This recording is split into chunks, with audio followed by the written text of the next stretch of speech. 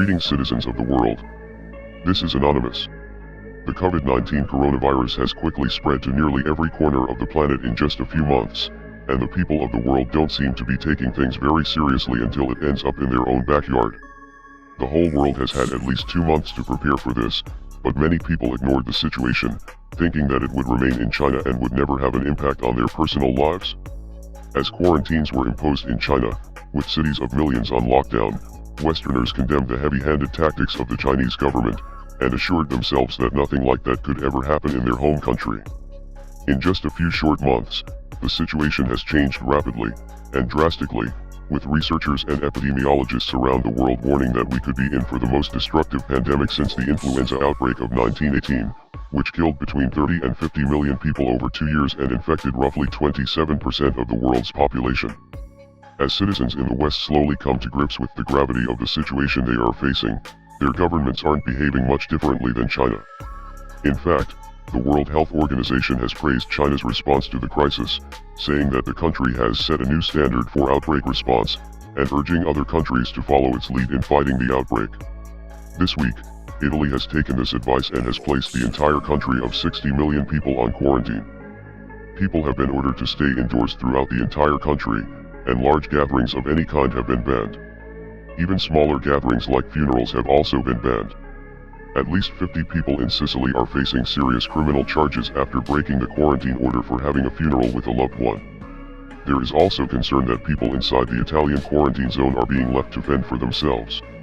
Luca Franzesi, the brother of a 47-year-old woman who died at home, is now trapped in the house with her, and has waited for over a day for authorities to come and help him. He posted a terrifying video to social media pleading with authorities to come and help him. Buonasera a tutti. Sono arrivato al punto di fare questo video messaggio per il bene dell'Italia, per il bene di Napoli. Ieri è deceduta mia sorella, probabilmente per il virus del Covid-19. Sto aspettando risposte dalle istituzioni da ieri sera. Nessuno si è fatto avanti. Questo video è molto forte, vi prego di non farlo vedere ai bambini e agli anziani. Io sono costretto con tutto il dolore a combattere questa situazione. Io ho mia sorella nel letto, morta. Non so cosa devo fare. Non posso darle l'onoranza che merita, perché le istituzioni mi hanno abbandonato. Ho contattato chiunque, al momento non faccio nomi. Nessuno mi ha saputo dare una risposta. Sto in attesa della risposta del Cutugno dal 118, perché ieri sera, sotto mia forzata volontà, l'ho fatta fare il tampone, perché non lo volevano fare. A me il tampone è stato negato, hanno detto devono sapere prima se lei era infetta e poi magari lo fanno a me. Io mi sono messo in autoquarantena, oggi potrei andare dappertutto a diffondere il virus se ce l'ho, perché io a mia sorella, per tenerla in vita, gli ho fatto la respirazione bocca a bocca e nessuno se n'è fregato, nessuno, le istituzioni, nessuno sta chiamando. La prima è stato il mio medico curante, il medico curante di mia sorella, che se n'è fregata, non è venuto a casa a controllarla. Mia sorella aveva una forma di epilessia, era un soggetto a rischio e se ne sono fregati tutti. Ragazzi, stiamo rovinati, l'Italia ci ha abbandonato. Diamoci forza l'uno con l'altro, vi prego di diffondere questo video dappertutto. Rendiamolo virale. Io voglio una risposta. As more people are getting tested in Europe and the United States, it is becoming apparent that this virus gained a foothold on every continent, aside from Antarctica, of course, and so other Western countries are now starting to think about how they can quarantine their own populations. In the US, where citizens insisted that something like this could never happen on American soil, the National Guard was called to a region of New York that has become a new epicenter for the virus on the East Coast. We also have some breaking news on efforts to contain the coronavirus in a city hit hard. New Rochelle, New York, just north of New York City. Joining me now is NBC News correspondent Ron Allen. Ron, what can you tell us? I understand Governor Cuomo just made some news. He did, Chris. He's calling in the National Guard to help set up what's called a containment area around a hotspot, a cluster. New York Governor Andrew Cuomo insists that the National Guard is only there to help deliver supplies and clean up, but the presence of military troops certainly has many local residents on edge. It was also reported that Cuomo was using prison labor to make large volumes of hand sanitizer to make up for the recent shortage, so it is understandable if some citizens suspect veiled threats behind his flowery promises. New Rochelle is a particular problem. It is what they call a cluster. The numbers have been going up, the numbers continue to go up, the numbers are going up unabated, and we do need a special public health strategy for New Rochelle.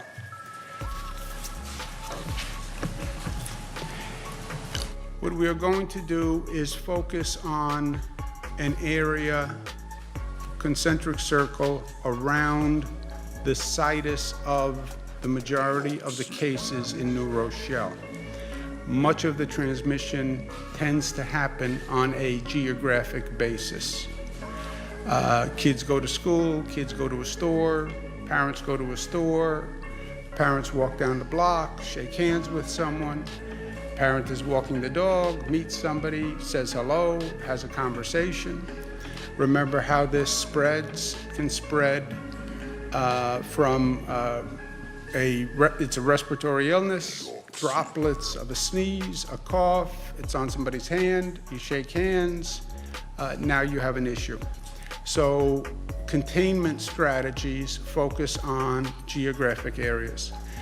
It was also announced that Georgia, in the southern United States, will be turning a portion of a state park into a quarantine zone for coronavirus patients.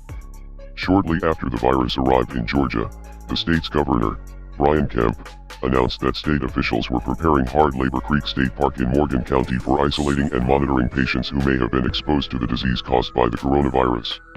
This was intended to assure residents that something was being done to prepare, but this was not welcome news to some citizens, because getting quarantined in an isolated section of a place called Hard Labor Creek sounds like a straight-up horror movie.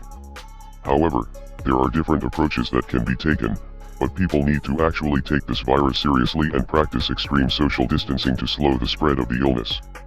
As the South China Morning Post noted in a recent column, South Korea has managed to handle the virus extremely well without citywide lockdowns, by making testing and medical care as available as possible, and encouraging safe social distancing practices among citizens.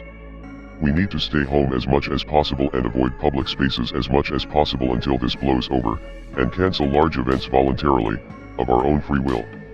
These actions will help us to prevent the spread of the virus, and it will leave authorities with no excuses to crack down on the population in the name of public safety. Will others follow their lessons? It doesn't look they will. We are anonymous. We are legion. We do not forgive. We do not forget. Expect us.